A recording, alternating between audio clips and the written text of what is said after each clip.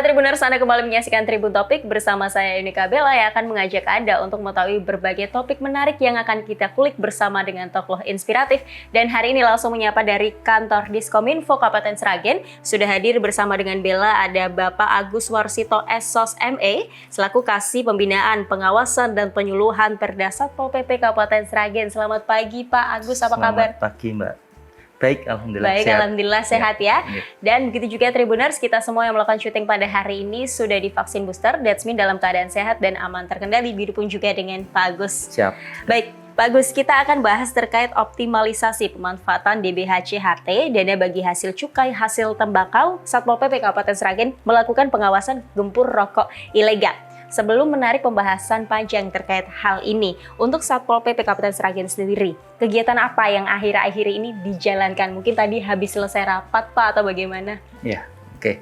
Terima kasih segenap pemirsa Tribuners yang berbahagia dan Mbak Bella ya. Mbak Bella.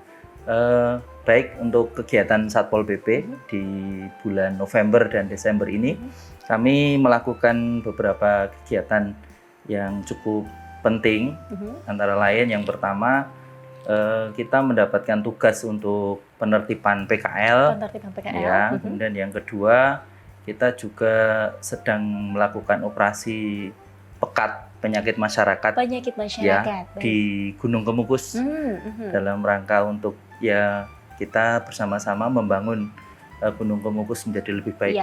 Kemudian yang ketiga, kami juga melaksanakan kegiatan operasi pemberantasan rokok ilegal bersama dengan Bea Cukai Surakarta dan kegiatan rutin jalan terus, pengawalan, pengamanan, kegiatan pejabat, Ibu Bupati, Pak Wakil dan seterusnya juga kita lakukan. Itu produktif ya yang dilakukan Satpol PP Kabupaten Sragen, luar biasa Pak.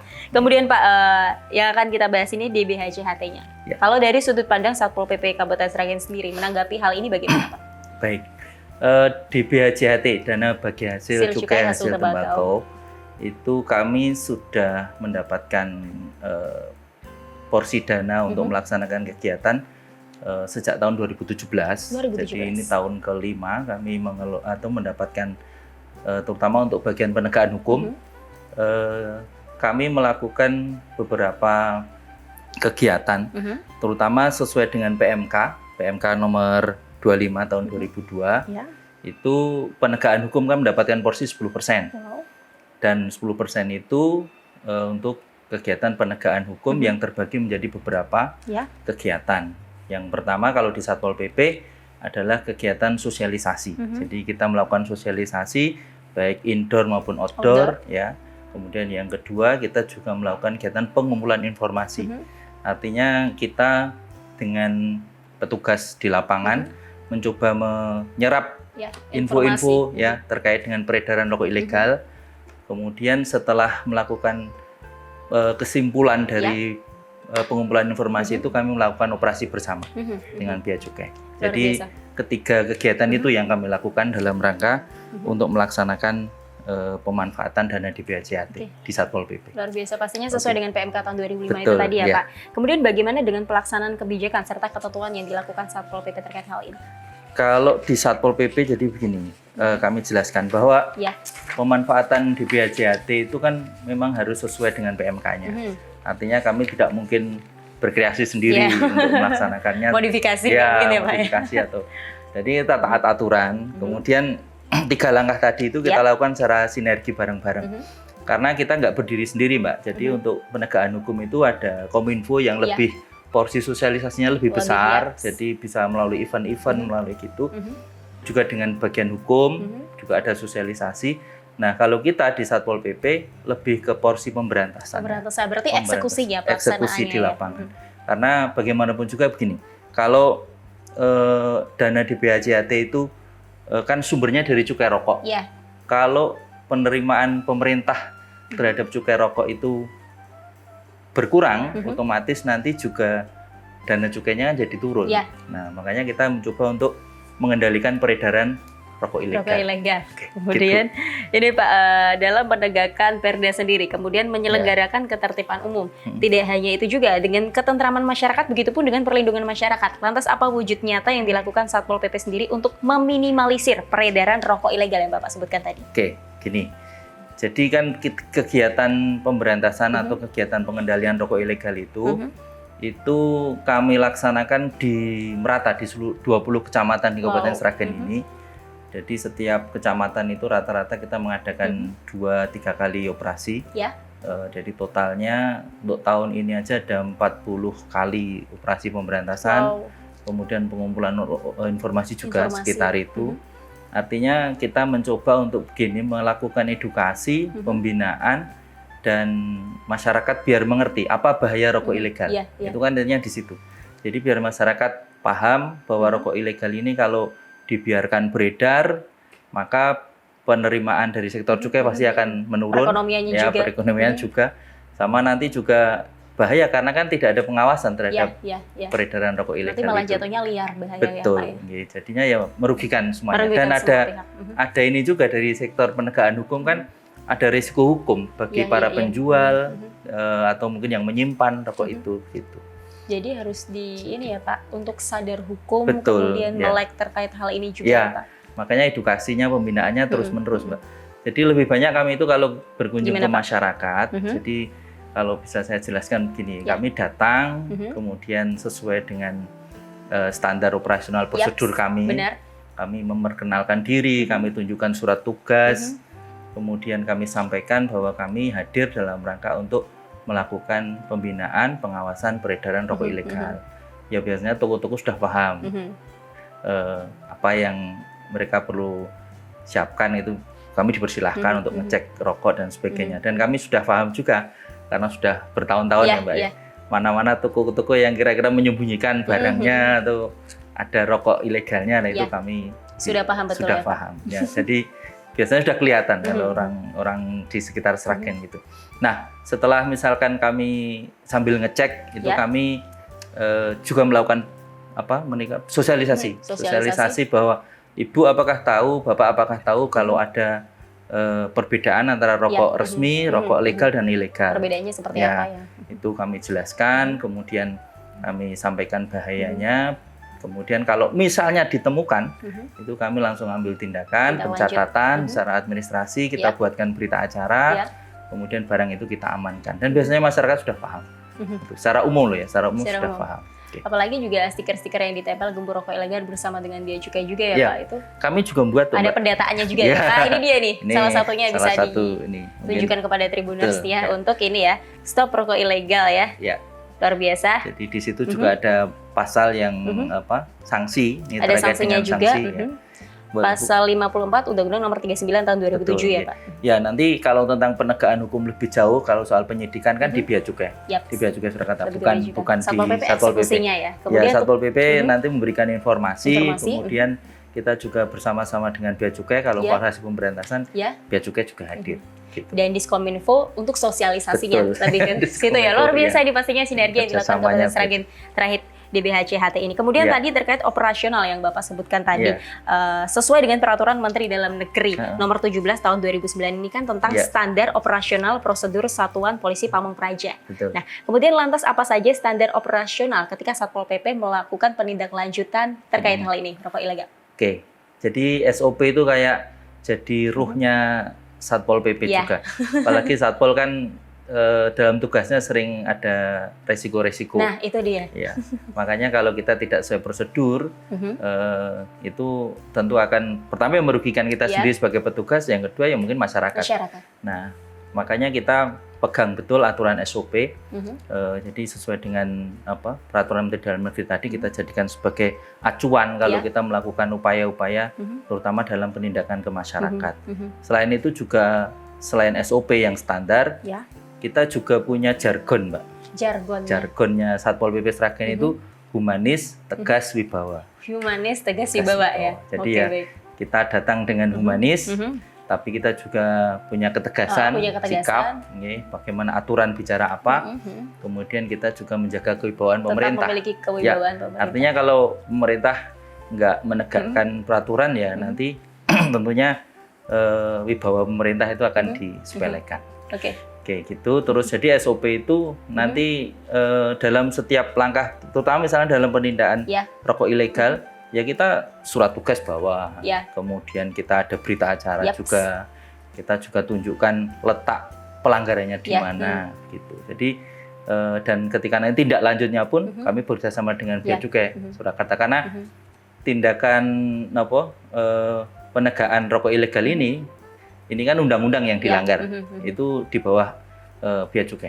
Ya, jadi Satpol PP membantu Bea Cukai di lapangannya. Betul. Luar biasa. Kurang lebih seperti itu. Ini pastinya banyak masyarakat juga yang mungkin ada keluhan. Ini Satpol PP, mungkin kan pandangan masyarakat terkait Satpol PP kan ini kan Satpol PP ini dilarang, banyak larangan, tetapi masyarakat sendiri tidak paham sebenarnya tugas Satpol PP sebenarnya. Nah, ini banyak nggak sih Pak suka duka yang dialami di lapangan pastinya masyarakat yang masih ngeyel terkait rokok ilegal ini?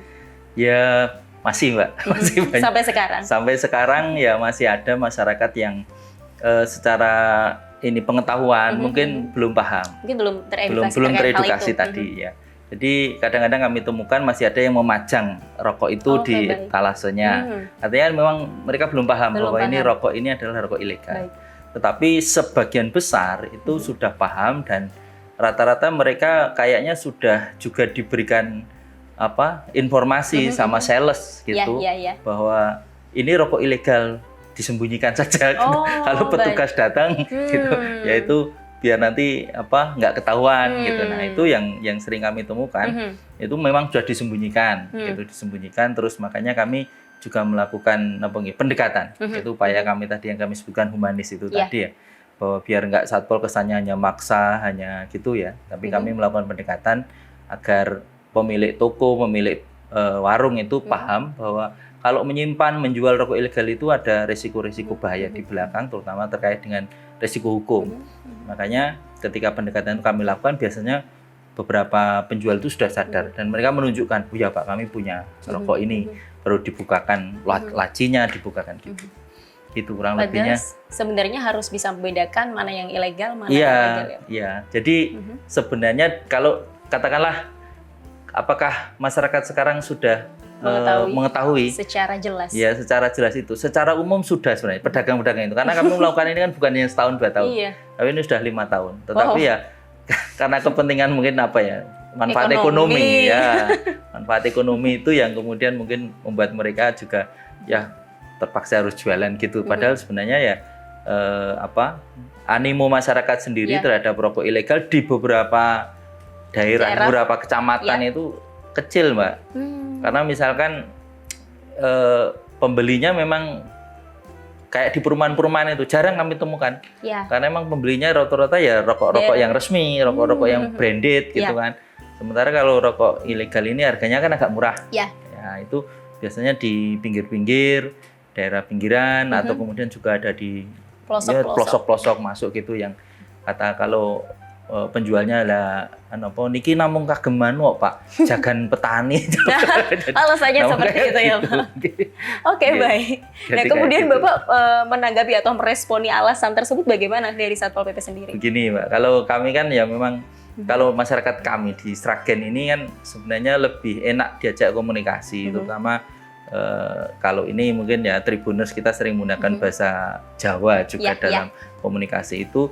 Masyarakat sini paham kok kalau diberikan edukasi, diberikan pemahaman bahwa walaupun ini misalkan ada peminatnya, tetapi resiko hukumnya nggak sebanding dengan keuntungan ekonomi atau dengan misalkan kemudian masyarakat itu merasa terlayani dengan adanya rokok ilegal itu. Tetapi ketika kami sampaikan bahwa ini ada pasal-pasal yang dilanggar, ada hukuman, ada denda, gitu, mereka biasanya ternyata bahaya ya Pak ya. Iya, nah, makanya itu mumpung masih dalam rangka pembinaan, jadi tidak sampai ke penyidikan dan dilanjutkan ke penuntutan, itu kami biasanya masyarakat itu sudah mengerti lah. Gitu.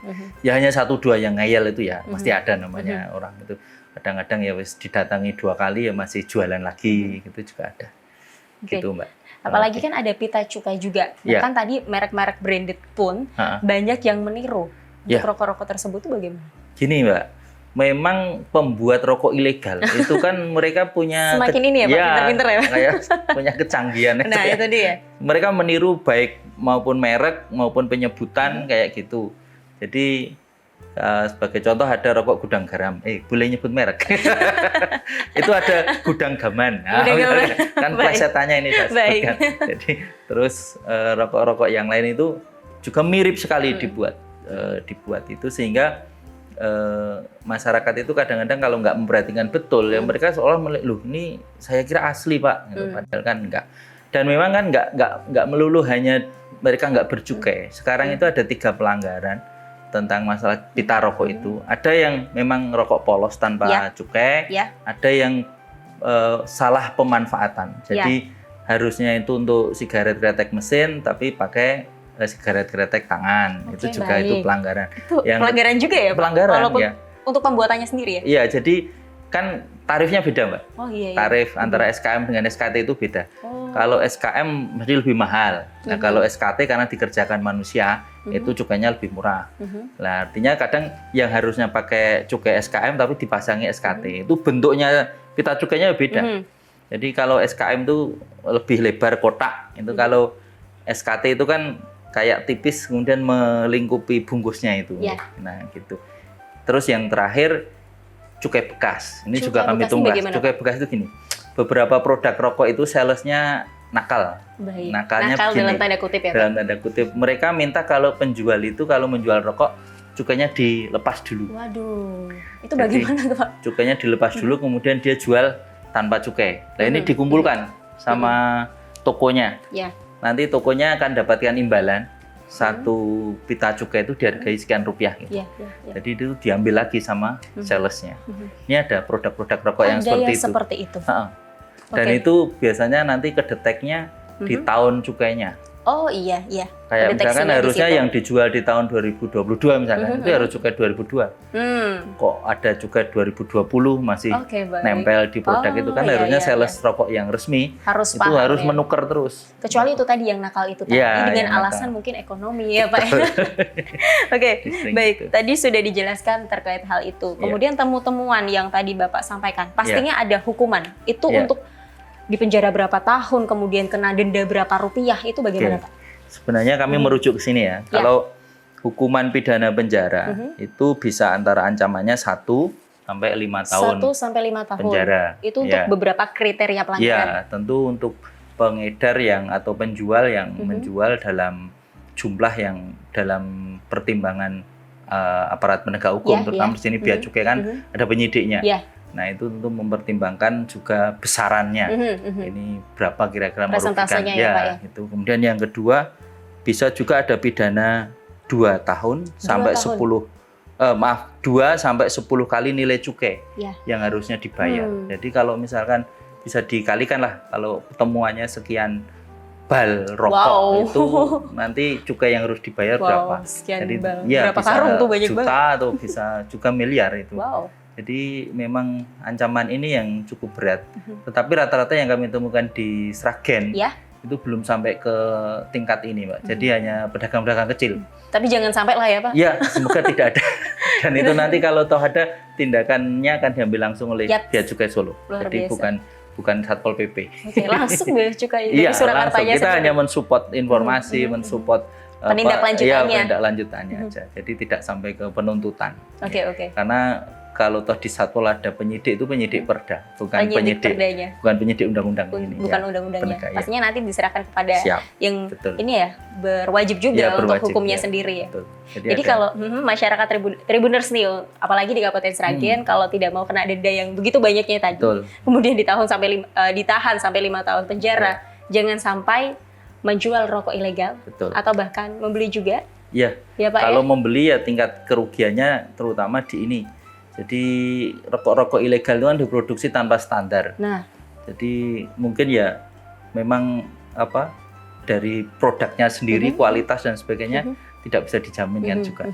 Kemudian juga bagi yang membeli pasti kalau rokok ilegal berarti kan tidak membayar cukai. Nah, itu dia. Artinya penerimaan negara melanggar juga kan? Melanggar. Padahal itu salah satu aset negara juga yang terbesar ya Pak untuk Iya. pendapatan perekonomian. Betul. Di tengahnya pemulihan percepatan ekonomi bangsa ini. Iya. Jadi sektor cukai nanti juga akan menurun kalau Juga akan masyarakatnya animonya ke rokok ilegal. Iya. Makanya kita coba cegah, batasi peredarannya, Meminimalisir. ya minimalisir biar masyarakat juga paham. Iya, harus Baik mereka melek juga menjual terhadap atau ini. mereka mengkonsumsi itu sebaiknya yang resmi, yang legal-legal Oke. saja. Oke, Gitu, walaupun Mbak. alasannya itu tadi ekonomi, tapi tetap Bisa merugikan semua pihak. Iya. Kemudian Pak, walaupun ini ya ada ini ya, mungkin yang beli rokok ilegal itu karena ada doa-doanya itu ya Pak. Ilegal. Kalau Iya. yang legal kan tetap membunuhmu kayak gitu Iya. dengan harga mahalnya. Tapi kalau orang yang beli rokok ilegal kan ini udah didoain kok murah lagi kayak gitu. Ya, memang di beberapa produk-produk rokok ilegal itu mungkin Mbaknya juga sudah baca. Jadi ada di peringatan itu isinya bukan peringatan, Iya. bukan Rokok merokok membunuhmu. membunuhmu atau merokok menyebabkan ini enggak, Kanker. tapi isinya saya doakan Iya, yang ini lancar rezekinya. Padahal sudah jelas ya Pak itu, Iya. tapi mereka tetap Dan membeli mereka itu. nggak pernah mungkin ini Mbak, nggak pernah menampilkan produsennya di mana, nggak mungkin. Oh iya. Jadi Karena itu takut yang- ketahuan. Betul. Jadi mereka disamarkan produsen mana Waduh. padahal itu nggak, ya harus melalui Wah. pelacaan tertentu. Berarti mereka ini ya Pak, perencanaan Betul. pembohongan publik ini sangat Ya luar biasa terencana ya? sekali, terencana sekali. Jadi mulai dari kemasannya, mulai dari mereka gimana cara Produksinya. produksinya juga itu. Sampai pita cukainya mirip-mirip itu Mirip, mereka mirip. memikirkan sematang itu. Betul.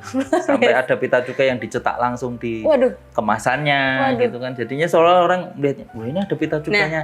Begitu kita tunjukkan, lah ini masa pita cukai di print sudah di ini kemasannya habis. kan nggak mungkin ya gitu. Jadi harus Oke. ada pita cukai khusus. Pastinya kebohongan-kebohongan itu ibarat peribahasa bangkai akan ini ya Pak, tercium juga. Ya. Pastinya kebohongan itu akan ini ya Pak, ketahuan juga begitu ya Ya. bagi masyarakat Iya. yang nakal itu tadi. Ya selama kami melaksanakan tugas ini, alhamdulillah ya masyarakat yang menyembunyikan atau apa itu kelihatan kok. Tetap Satpol PP pintar banget terkait hal ini. Jadi untuk masyarakat yang masih ngeyel, kalian jangan ngeles Iya. ataupun ada alasan apapun. Sudah Ya biasanya kan jujur aja ya Pak betul, harusnya ya ya Pak. itu kami harapkan gitu. Jadi kalau misalkan mereka coba nutupi atau menyembunyikan itu Ketahuan jadi ya? ketahuan dari orang nggak biasa berbohong suruh bohong itu Nah, susah. Dalam hatinya Pak Agus, saya tahu Anda menutupi sesuatu. Iya, gitu. Jadi ada ya ini salah satu cerita menarik mungkin kalau ada Gimana, penjual Pak? itu Wah, yang ini nggak pengalaman pribadi, nyata ya, Pak, ya? Nyata itu ada penjual yang ketika kami datangi kami sudah datang perkenalkan diri, dia itu nggak mau beringsut dari tempat duduknya. Waduh, Ketika kami cek etalasenya nggak ada, kami cek lemarinya nggak ada. ternyata. Tapi dia duduk di situ aja gitu. Kami minta geser juga susah. Waduh, Tapi begitu kami minta, Bu, tolong duduknya Menghadap bergeser kemudian gitu. begitu. Mandap dulu itu. Ternyata di tempat duduknya itu, Ya. kursinya itu ada kotak rahasia itu. Waduh, Jadi begitu apa kami buka itu isinya rokok ilegal Waduh, semua. jadi ketahuan kan ya, perilakunya sudah nggak normal kan, baik, dia nggak mau sudah kelihatan geser. gerak-geriknya ya, Pak ya. Gerak-geriknya. Ya alhamdulillah kalau selama ini ya ketahuan. Kecuali yang mungkin sudah Pro ya. berpengalaman. Udah. Tapi tetap Satpol PP tahu lah terkait Ya, hal itu. insya Allah. Atau pernah kecolongan nggak tahu, Pak? Kalau kecolongan sih mungkin bukan kecolongan, tapi ya lebih kita tepatnya. kadang-kadang gini. Kalau melihat beberapa orang yang tingkat mungkin dalam tanda kutip ngeyelnya itu sudah Udah bebal banget ya, Pak. bebal Ya? banget gitu, kita biasanya nantilah kalau kita operasi besar aja kita datangi lagi.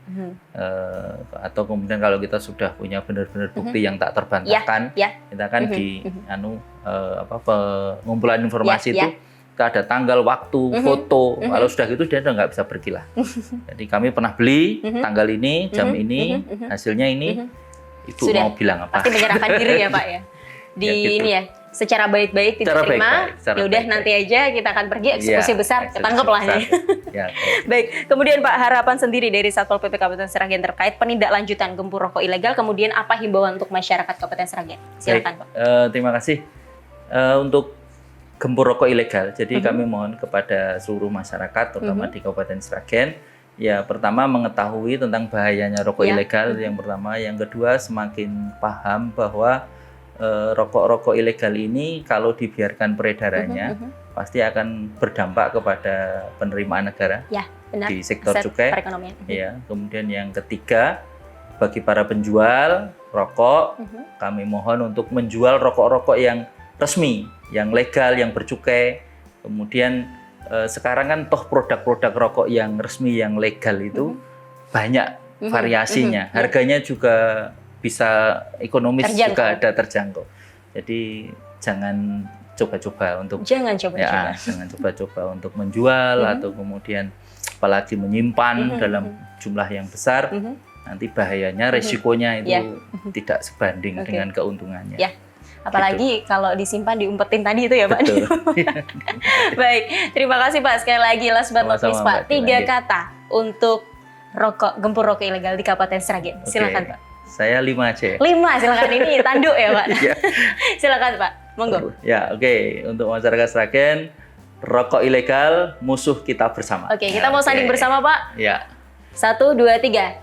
Rokok ilegal, musuh kita bersama. Sekali lagi terima kasih Pak Agus untuk waktunya di Tribun Jateng. Sehat selalu, siap program-programnya, eksekusi dan penindaklanjutan terkait hal ini lancar dan masyarakatnya nggak ngeyel lagi. Sekali lagi terima kasih ya Pak, sehat selalu. Ya Tribuners, jadi kesimpulan yang bisa diambil untuk Tribun Topik hari ini adalah pengawasan aman membuat nyaman apabila masyarakat tidak melawan. Terima kasih atas kebersamaan Anda. Saksikan terus Tribun Topik only on channel YouTube Tribun Jateng. Don't forget to subscribe, like, comment, and share this video, and then turn on your notification bell to find out more all about Tribun Jateng. Saya Yunika Bella, mewakili Segenap kru yang bertugas pamit undur diri. Selamat melanjutkan aktivitas, tetap jaga kesehatan, dan salam Tribun.